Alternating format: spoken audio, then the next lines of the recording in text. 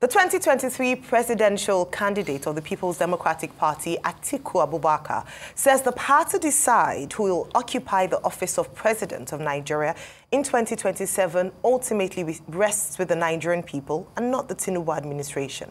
Atiku made this remark on Monday in response to the statement by the Secretary to the Government of the Federation, Senator George Akume, urging Northerners interested in the presidency to wait until 2031. The former vice president, while speaking through his media advisor, Paul Ibe, says by 2027, the southern Nigeria would have had 17 years of leadership in the Fourth Republic. Parts of the statement reads, "Where then does true equity and fairness reside? By the year 2027, the South will have enjoyed 17 years of leadership, 8 years under Obasanjo, 5 years under Jonathan, and 4 years under Tinubu, while the North will have experienced only 11 years, with Yar'Adua serving 3 and Buhari 8. All right, Rufai, equity, fairness, determination of who becomes president, following the 2027 elections in contest this morning. The fact that we're talking about this based on regional or tribal grounds and not about productivity and effectiveness of the leader speaks volumes of how our fortunes are dwindling as a nation. So it is very sad. But if Mr. Paul Ibe wants to talk about fairness and equity, he said, since we returned to democracy, the North has had 11 years. The South has had 17 years. South, at the end of 2027, yeah. At the end of 2027, 17 years. Yeah. What of the Southeast? How many years have the Southeast had? I think that's the real topical issue of fairness here. This, they also debunked part of the things Paul Ibe did say by saying that when you look at it, pre-1999, the North had 37 years. Be it military leaders and all of that. They had more years than any part of the country. But in all of this, how many years has the Southeast had? So when you want to talk about real fairness, based on tribal grounds and everything, what of the fairness that should be meted out to the Southeast? Moving forward, I think my submission this morning will be about, it is time Nigeria starts to talk about effective leaders. This North-South, where you are from dichotomy, has failed us as a people. What have the leaders done? With all the potential of Nigeria, we cannot still achieve anything. We still have problems in our economy. We have problems as regards the human rights of people and justice in the country. We have unfairness being meted across board. And I think the problem is not about the regions. It's about the elite political class. Be it North, South, West, they are all one. When they are in power, they all benefit from each other. It is never about the people. They are the ones that get richer at the expense of the poor, suffering Nigerians. Anywhere they are from, their government has never benefited the people. But what Nigerians need is a leader that truly benefits the people, a champion of the people. And Nigeria has not had those champions, too many of those champions in history. Probably one or two of them. In fact, those one or two of them, you can argue otherwise. Until Nigeria has a true leader that is a champion of the people, we will not move forward. Every part, I repeat, can talk about unfairness. But we cannot move forward unless we have leaders that truly will cater to the people and care for the people. And that's why your life as a Nigerian keeps getting worse off, despite who you vote for. That's why poverty and unemployment continues. Let's think of the leader that will really face the people. We don't have leaders. All right, Dr. Abati. Okay, I'm not surprised that the Ghana election is causing ripples in Nigeria.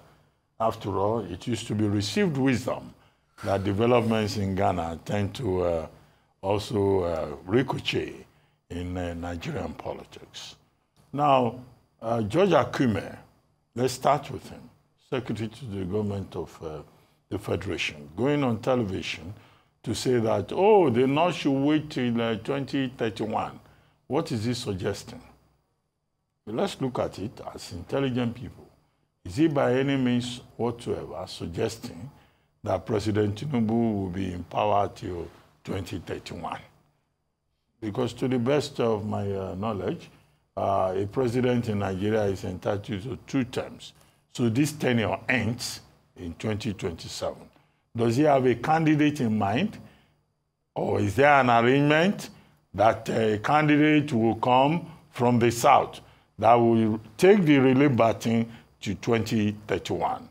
That's the conundrum there, the Gordian knot there, that George Akume himself should untie.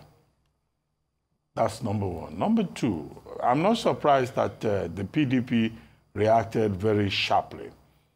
Now, 2 responses, 3 in fact. One from Debo Olugunagba, who is the spokesperson of the party, Atiku Abubakar himself, speaking through Paul Ibe, his media advisor. Now, but there was a point made by Debo Olugunagba that I think should be strictly underlined. And it is this point about saying that, in fact, it should be the verdict of the people that should matter. This whole arrangement whereby, a region of the country in Nigeria thinks we are entitled to power and we will determine when we are entitled to power. No, it's part of the major problems with democracy in Nigeria. Debo Olugunagba says the verdict of the people should prevail. Whether it's in 2027 or it's in 2031, the Nigerian people should be the one who should go to the polls to decide, as we have seen in Ghana. And as Babumia, the major political opposition candidate, confirmed, he said the people have voted for change.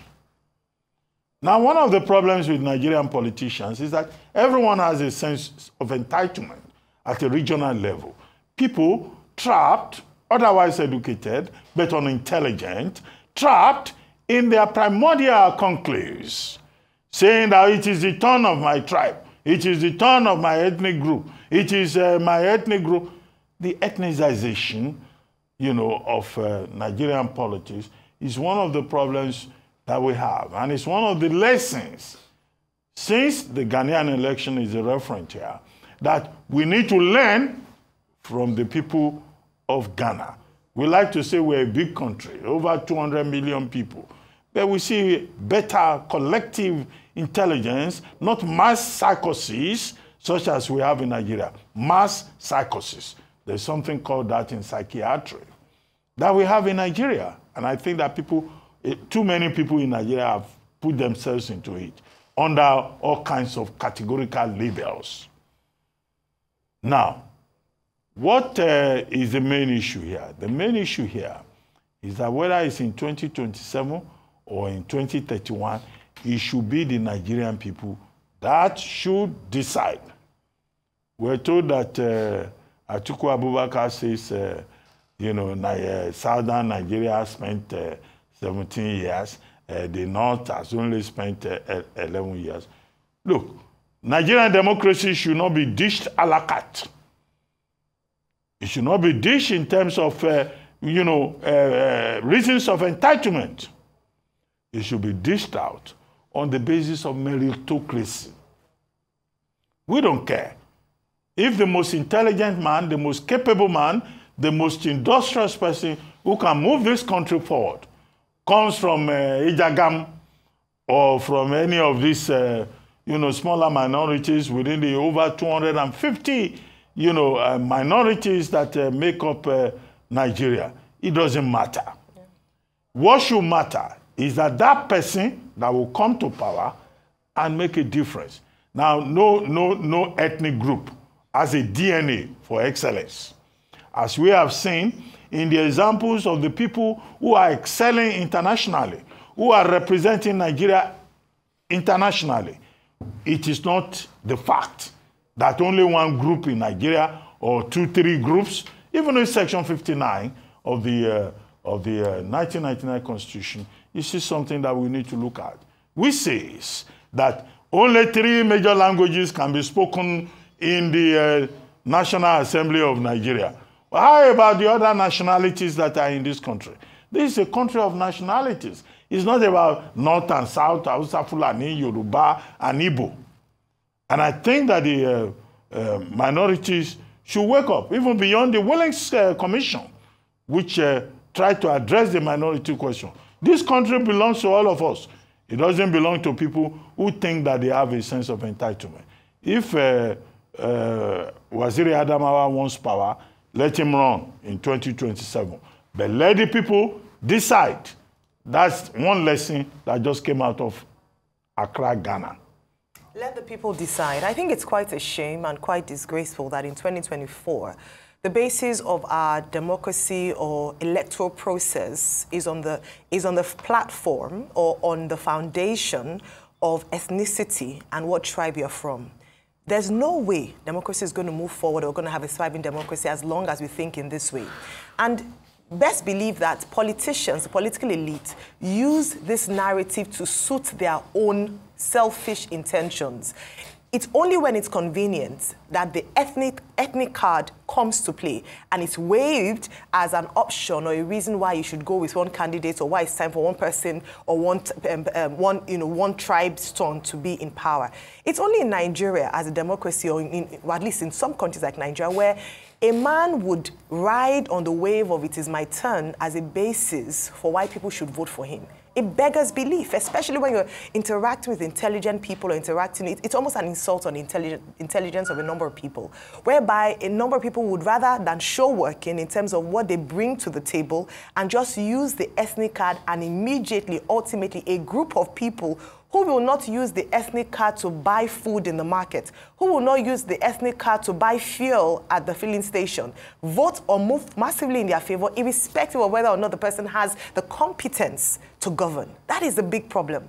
And I understand why. And let me put this forward. Perhaps the reason is because there's a lack of trust. What everyone believes is that if it's my person that's there, then he'll work in my favor.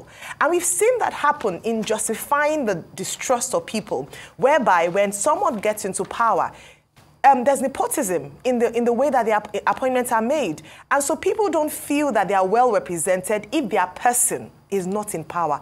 That is the genesis of the problem. So what we're looking for, and if I just echoes my thoughts exactly, can we find a detribalized leader who wants the best for Nigeria and Nigerians, irrespective of what your ethnic background is? Just someone who sees not tribe, nor language, nor tongue, but just people who share a common heritage. That's what we're looking for, and that's what the people should look out for. And so let's elevate our political conversations. Let this talk of, oh, where I'm from is the turn of this person, let it come to an end. And guess what? The political elite are not the ones who are going to lead that charge. They're not going to lead that conversation. It's the people who must stop being used as political tools in the hands of the political elite to drive ethnic divisions when it suits their narrative. It's the people who must refuse to think in terms of, oh, I'm from this place. If you think back, let's break it down to a lot of people. How many of the people that you voted for based on ethnicity or tribal divide really worked for you as a person? Is it not collectively that we suffer the ills of bad governance and incompetence when we see at the level that we see? Is it not time for us to begin to rethink our political strategy as a people? And so this is why, Mr. George Akume can say what he likes, but it's the people who should have the power to determine who their leaders are, that should be the ones who should think that so far, in the years of democracy we've enjoyed in Nigeria, how has this helped us as a people? The Ronus, they think of where you're coming from. How has it helped move our democracy forward? Your guess is as good as mine. And so I hope that we will not become tools in the hands of political actors who, at the end of the day, make these statements deliberately for their own political selfish interest. It's time to elevate our conversation. If democracy must thrive in Nigeria, we must move away from tribal and ethnic divisions.